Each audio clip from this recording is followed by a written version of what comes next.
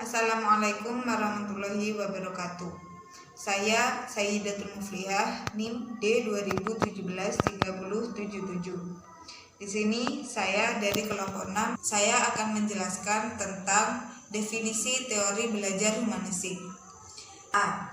Konsep dasar teori belajar humanistik. Teori belajar humanistik di sini yaitu berusaha memahami perilaku belajar dari sudut pandang pelakunya, bukan dari sudut pandang pengamatnya. Pelaku di sini yang dimaksud ialah peserta didik. Tujuan utama para pendidik adalah membantu peserta didik untuk mengembangkan dirinya, yaitu membantu masing-masing individu untuk mengenal diri mereka sendiri sebagai manusia yang unik dan membantu dalam mewujudkan potensi-potensi yang ada dalam diri mereka.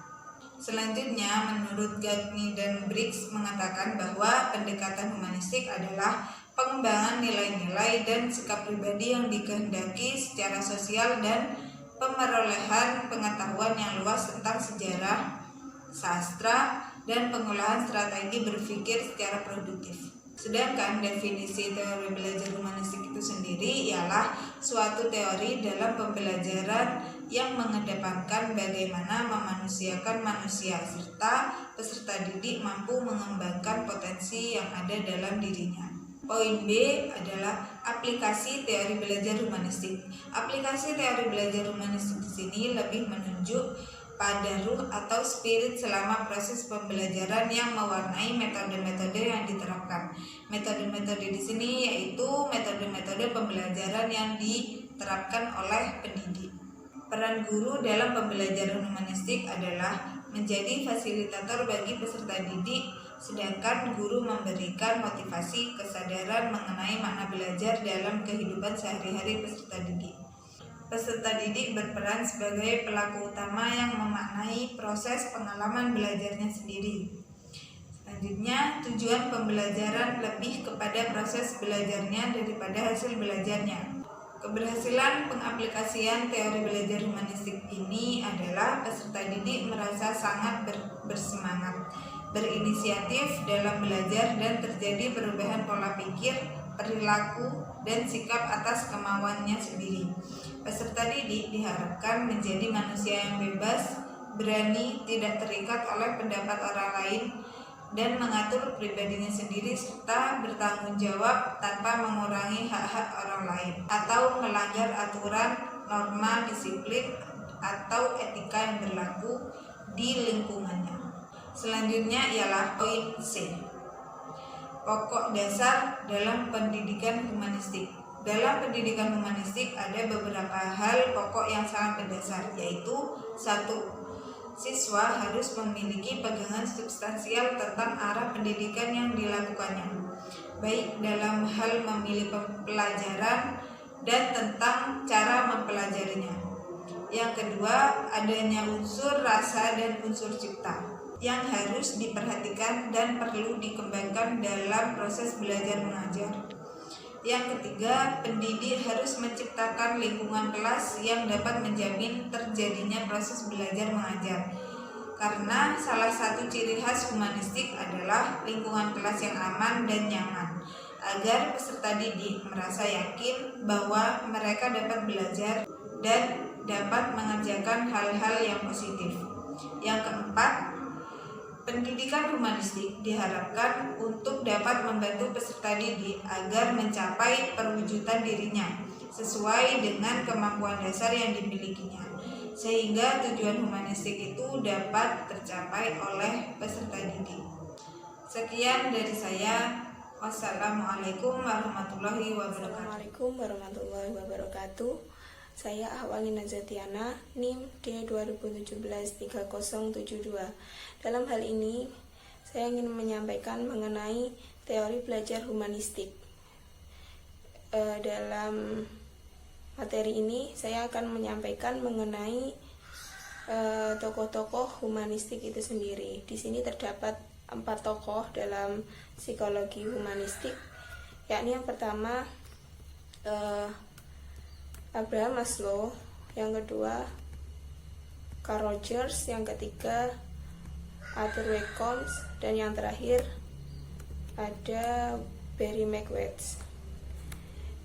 Akan saya bahas satu persatu mengenai tokoh-tokoh dari humanistik itu. Yang pertama mengenai tokoh Abraham Maslow, yakni pencetus dari psikologi humanistik. Menurut Abraham Maslow, dalam proses belajar mengajar, guru harus dapat memberikan pemuasan terhadap kebutuhan-kebutuhan atau need anak. Ia mengatakan bahwasanya motivasi dan perhatian anak itu tumbuh jika ia pelajari semua tentang kebutuhannya. Sebagaimana yang dijelaskan oleh Abraham Maslow, hierarki kebutuhan itu ada 5. Yang pertama ada kebutuhan fisiologis, yang kedua rasa aman, yang ketiga rasa cinta, yang keempat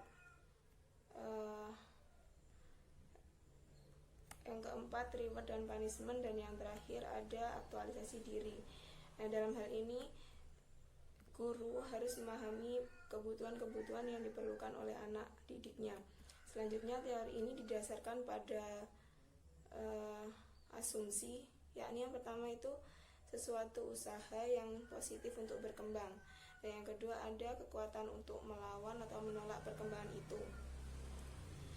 Selanjutnya mengenai Carl Rogers, yakni dalam bukunya yang berjudul Freedom to Learn, ia menunjukkan prinsip-prinsip belajar humanistik yang penting. Di situ terdapat 10 prinsip dari bukunya Carl Rogers. Yang pertama itu mengenai manusia itu mempunyai kemampuan untuk belajar secara alami. Jadi kemampuan belajar dari manusia itu bersifat naluriah dan dibawa sejak lahir. Dan selanjutnya mengenai belajar yang signifikan itu terjadi apabila subjek matter dirasakan murid mempunyai relevansi dengan maksud-maksud sendiri. Dan yang ketiga itu belajar yang menyangkut suatu perubahan di dalam persepsi mengenai dirinya sendiri dan dianggap sebagai ancaman dan kecenderungan untuk ditolaknya. Dan yang keempat, tugas-tugas belajar yang mengancam diri adalah lebih mudah dirasakan dan diasimilasikan apabila ancaman-ancaman dari luar itu semakin kecil. Yang kelima, apabila ancaman terdapat di siswa rendah, pengalaman dapat diperoleh dengan berbagai cara yang berbeda-beda dan terjadilah proses belajar. Dan yang keenam, belajar yang bermakna diperoleh siswa dengan melakukannya. Yang ketujuh, belajar diperlancar bila mana siswa dilibatkan dalam suatu proses belajar dan bertanggung jawab terhadap proses belajar itu. Yang kedelapan, belajar atas inisiatif sendiri yang melibatkan pribadi siswa sehingga perasaan selanjutnya yakni mengenai tokoh yang kedua, Arthur W. Combs. Di sini Combs menyatakan bahwa apabila kita ingin mengubah perilaku anak didik, maka kita harus dapat memahami pandangan anak tersebut, kemudian merubah pandangannya itu. Guru tidak hanya mengharapkan murid belajar sesuai dengan mata pelajaran yang ia susun, akan tetapi lebih dari itu ia harus berupaya untuk murid memperoleh arti dari pribadi dari mata pelajaran itu. Selanjutnya murid akan menghubungkan mata pelajaran itu dengan kehidupannya. Nah, jadi di sini murid tidak hanya terpaku pada mata pelajaran yang disampaikan oleh gurunya, kan tapi dia akan memperoleh inti atau makna dari pelajaran tersebut dan akan diaplikasikan dalam kehidupannya sehari-hari. Selanjutnya di sini Combs dan kawan-kawannya itu menyatakan apabila kita ingin memahami perilaku orang, maka kita harus mencoba memahami dunia persepsi orang tersebut. Selanjutnya yakni mengenai pendapat Combs yang menyatakan bahwa banyak guru membuat kesalahan dengan berasumsi bahwa siswa mau belajar apabila subjek matter-nya disusun dengan disajikan sebagaimana mestinya, padahal arti tidaklah menyatu pada subjek matter itu. Dengan kata lain, di individulah yang memberikan arti dari subjek matter itu, sehingga yang penting ialah bagaimana cara membawa si siswa untuk memperoleh arti bagi pribadinya. dan subject matter itu. Di sini juga terdapat dua bagian pada learning, yakni ada perolehan informasi baru, dan yang kedua ada personalisasi informasi pada individu. Ya, lanjut untuk tokoh yang keempat, yakni Barry McWeeds. Barry McWeeds ini menuangkan pemikirannya tentang konsep psikologi transpersonal. Mengenai pengalaman interpersonal mulai banyak dilakukan pengkajian oleh para ahli yang digali sebagai upaya untuk membantu individu dan kelompok yang bereksperimen menggunakan keanekaragaman. Metode induksi obat-obatan, biofeedback, atau meditasi untuk mencapai kapasitas pengalaman transpersonal. Nah, akan saya jelaskan mengenai 8 konsep psikologi transpersonal dari Barry McWeeds, yakni konsep psikologi transpersonal yang melihat manusia dari berbagai multidimensi.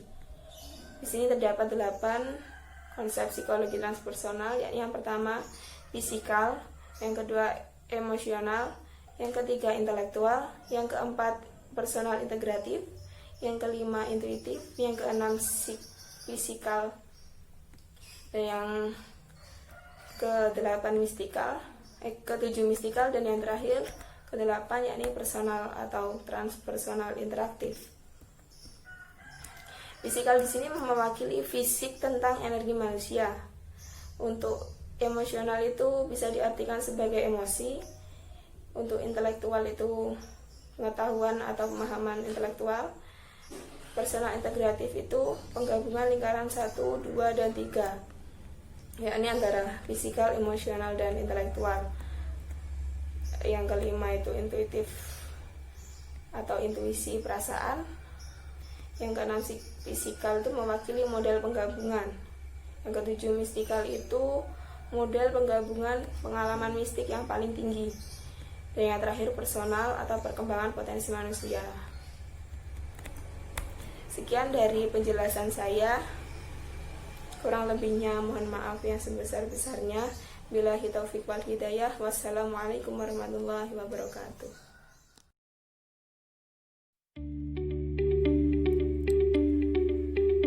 Assalamualaikum teman-teman.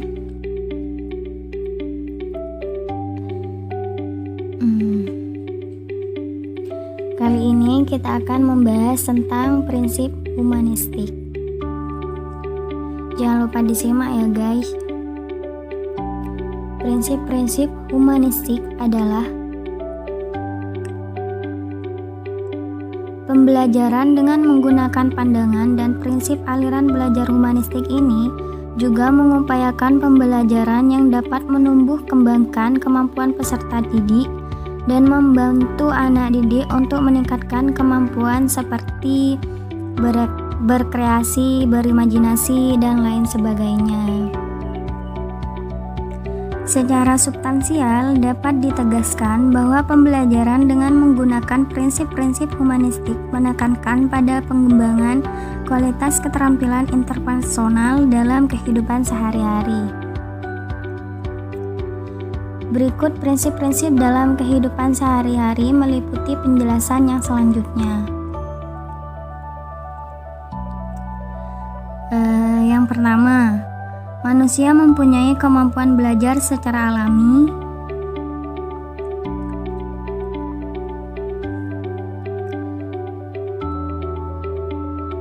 Dan yang kedua, belajar signifikan terjadi apabila materi pelajaran dirasakan murid mempunyai relevansi dengan maksud tertentu.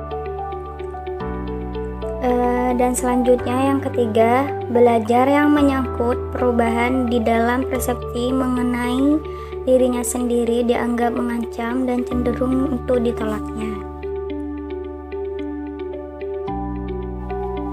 Dan yang keempat, tugas belajar yang mengancam diri lebih mudah dirasakan dan diasimilasikan apabila ancaman-ancaman dari luar itu semakin kecil.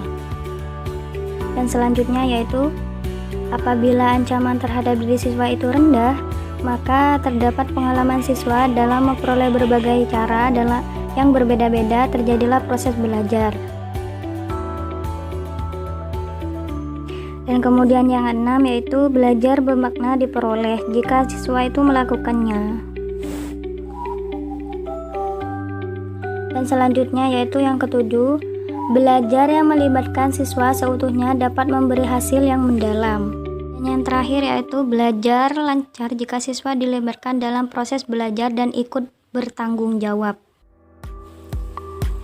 Jadi, siswa berperan sebagai pelaku utama.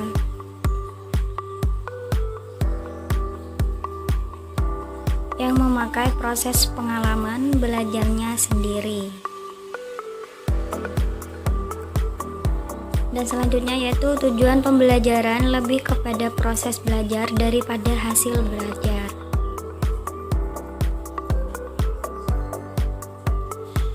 Dan yang selanjutnya yaitu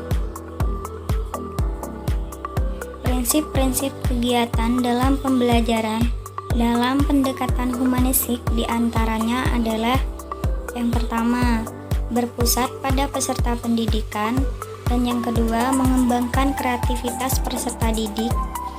Selanjutnya yang ketiga yaitu menciptakan kondisi menyenangkan dan menantang.